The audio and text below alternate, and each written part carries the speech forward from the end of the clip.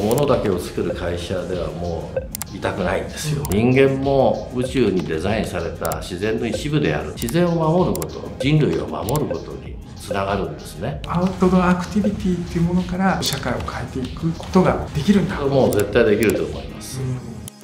皆さんこんにちは。ようこそビッグインタビューへ。ビッグインタビューは世界中のビジョナリーやイノベーター、ビッグシンカーたちだけが見えている未来に迫るビデオシリーズです。今回のゲストをご紹介します。ゴールドウィン代表取締役社長渡辺隆夫さんです。よろしくお願いします。よろしくお願いします。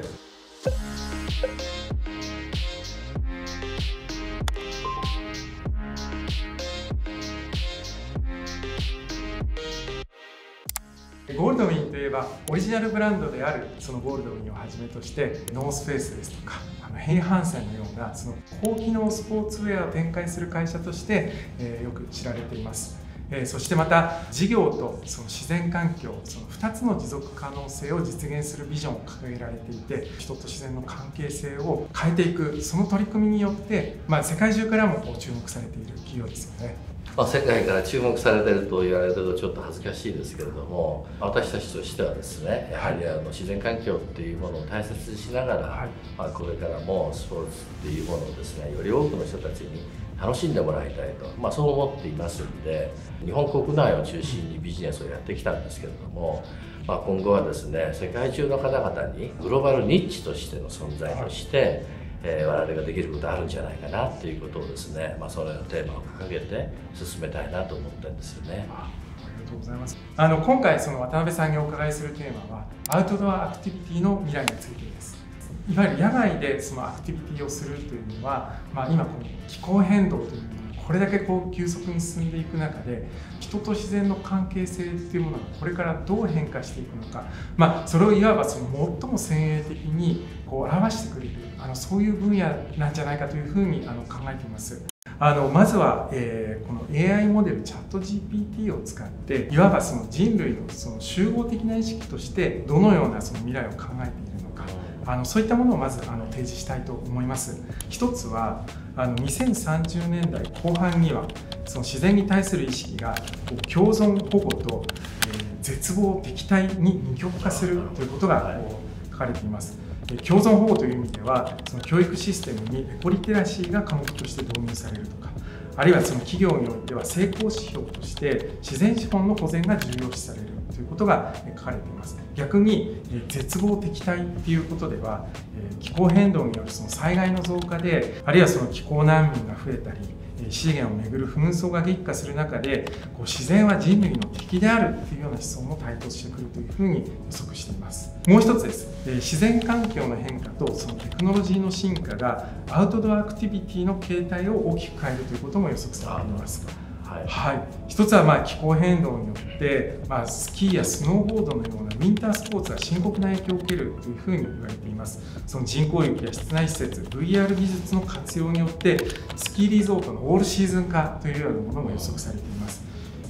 一方でこの登山やトレッキングに痕跡を残さない、いわゆるノーインパクト型のハイキングというものの技術がある種その義務化されていくんじゃないかということも予測されています。今このチャット GPT が挙げた2030年の変化というものを渡辺社長はどういうふうに受け止められるでしょうか。人間も宇宙にデザインされた自然の一部であると、そう考えてみた時に、どういう在り方が我々にとって求められているのかっていうのが今まさに我々が突きつけられている環境問題がね、それを問いかけているような気がするので、僕はそういう考え方は AI と同じようにですね思います。ですから私が考えているアウトドアのこれからの将来っていうのはですね、よりプリミティブな部分をですね追求していくべきなんじゃないかなというふうに思いますけどね。まず僕らはそのフィールドである自然そのものを守っていかなければいけないということがあると思います。で、そういったその自然環境を守るためのそのものづくりとして、例えばそのゴールドウィンさんとして求められているものっていうものが今後どのように変化していくのか、あるいはその自分たちは追っていると考えられているのか。今の世界の繊維の生産量っていうのは約1億トンくらいあるんですけれども、そのうちの8割ぐらいは実は合成繊維なんですよね。軽くなったとか小さくなったとか汗を早く処理するとか、そういう機能がありますから、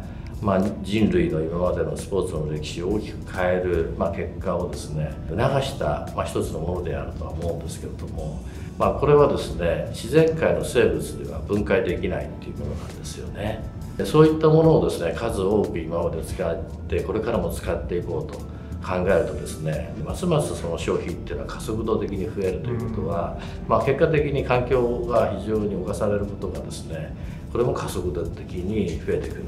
というふうに考えられますので、そうしたものにですね、いかに歯止めをかけられるのかということですよね。有名なところではもう今そのブリュードプロテインというものを2023年にはもう世界的に展開されて、そうですね、渡辺さん、ずいぶん長くやっぱり開発関わられていて、そうですね、2014年ぐらいからスパイバーの方々とは一緒に話し合いをしながら15年に初めて我々は大型の投資をしまして、それから約9年ぐらいかかって3000着余りの商品をですね作ることができましたけども、我々が始めたことによって世界中にそういうことができるんだということをですね知った人が相当多くいたはずなんですよね。今年はタブレットを使うという形になっていてですね、これから大きなそのうねりになっていくだろうというふうにも思います。そういった何かこう新しい素材を開発していくことの可能性ですとか、そこから見えてきたこう課題と次へのチャレンジみたいなものっていうふうに。2008年に私が昔ノースフェイスがメーカーになって40周年の時にお祝いのイベントをやろう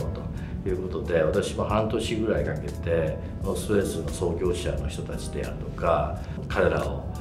インスパイアした人たちに出会いながらですね、自分たちはこれからどういう未来をつないでいけばいいのかっていうことを考えたイベントをやりました、その時にですねバックミスター・フラーが言った言葉に出会ったんですよね。宇宙にデザインされた人類が意識のスイッチに手をかけた時に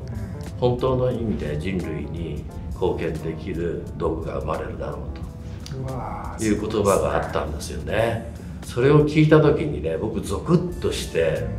自分はそういうことできてんのかっていうふうに思ったのと同時に人類に貢献する道具って一体何なんだろうということを考え始めた時にスパイバーに出会ったんですよ。だから単にそれはこう素材がいいんだとかその技術があってテクノロジーでそのイノベーションなんだっていうよりもやっぱりそこにその宇宙レベルでのその自然とのこうコネクションがあってでそこで初めてこうスイッチを押されてそこでこう生まれてくるそのツールとか技術とか。今回のその、ブリュードプロテインっていうのはアミノ酸ですよね、20種類のアミノ酸の組み合わせによって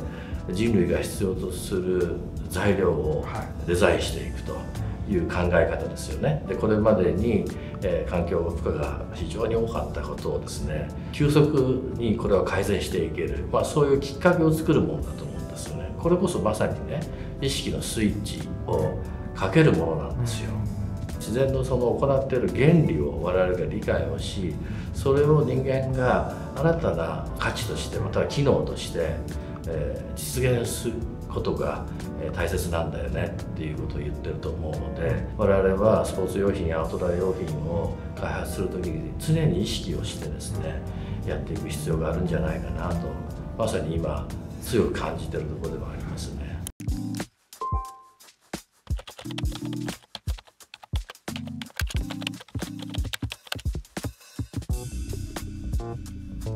ゴールドミンではその自然をより豊かにするということを言られていて、プレイアースっていう言葉を掲げられていらっしゃいますよね。これはそのどういったプレイアースっていうのはスポーツという言葉の語源を調べていたら自然の中で楽しむことっていうところに行き着いたんですね。ということはそもそも我々のスポーツっていうのは単純にその記録を競ったりするものでなくていいんじゃないかと。もっと自分たち人間が人間らしく生きるためにスポーツをあるべきなんじゃないかというふうに思ったわけですね。やっぱりその自然によって人間は磨かれてくるということと自然を守ることっていうのはですね、要するに人類を守ることにつながるんですね。ですから自分たちがそういうことを直せる場所を作ったらいいんじゃないかと。直せる場所、だから少しでもその本来の自然に近い形に戻していき、自然と共にある暮らしってどういうことなんだろうということを考えるきっかけになるような、それがそのプレイヤースパークという事業に今つながって、予定としては2027年の初夏にですね、富山の方にそういう生活に一回触れてみたいというような場所をですね、今デザインをしようというふうに考えています。例えばこれまでものづくりをされて渡辺さんがそのものづくりやれてきた中で、そのノウハウっていうようなことを作って場所を作っていくっていうものに、どういうふうに生かされていくというふうにお考えですか？今まで私たちのものづくりのこだわりっていうのはですね、同じものを繰り返し作るんではなくて、他の人が気が付かないことを我々が作ることによって進化というか変化の最先端に自分の身を置きたいわけですよね。常にそういうところにいるからこそ、未来というものを見続けることができるんじゃないかというふうに思ってきました。だからそういう意味ではランドスケープをデザインすることもその変化の最先端に身を置くことにつながるんじゃないだろうかと。それはだから製品の開発のプロセスと全く一緒なんです。その時にいわゆるその我々が作る製品っていうのは新しいテクノロジーを搭載させると。そのテクノロジーによってですね、人間は人間自身を変えることができますよね。と同時に環境も僕は変えることができると思うんですよ。その人間の意識とそれから環境そのものをより方向に導いていくためのものに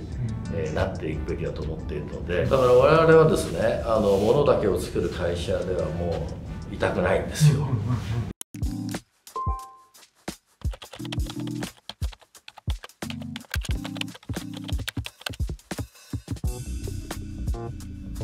先日ゴールドウィンでは人を挑戦に導き人と自然の可能性を広げるという、その新しいパーパスを発表されました。最初に、子どもたちの可能性を引き出すんだということをビジョンとして掲げられています。子供っていうのはとにかくいろんなことが同時にやりたいですよね。あれもこれも一緒にやりたいという、一緒にいろんなものを理解をしたいしということで、それが本当に人間が本来持っている力なのかなというふうにも思います。今までなかったことを想像すること、その部分をですね、私たち大人はですね支えていくのが仕事なんだろうなと思うんですよね。今でしかできないことを挑戦させる、いわゆる時のビジネスっていうのかもしれませんね。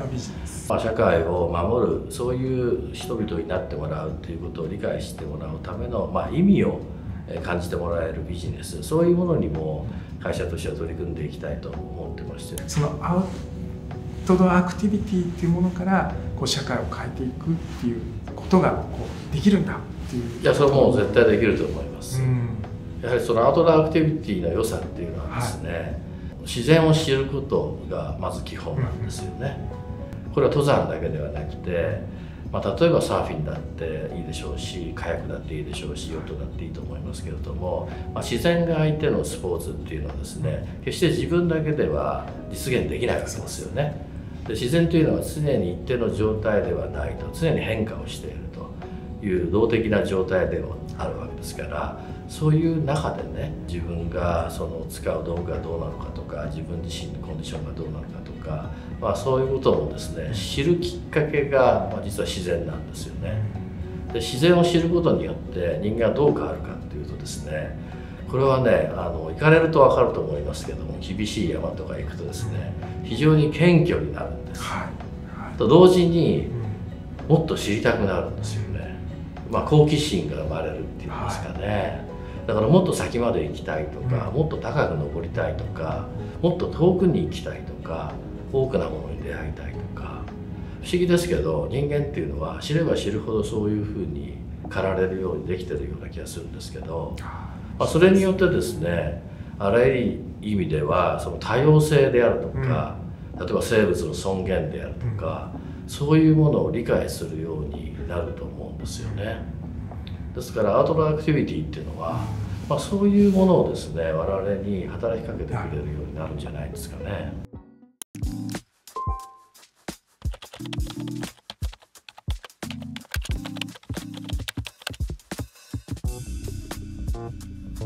やっぱり渡辺社長は就任された頃から常識を突き抜ける想像力ということを考えられていて、まさに今そのイマジネーションもそうですし、そのクリエイティビティというものを求められていく中で、そのアウトドアアクティビティというものから僕らが未来を変えていけるんだっていう、なんかこう確信を持つことが、ありがとうございました。そういう対話にさせていただいたというふうに思います。ありがとうございます。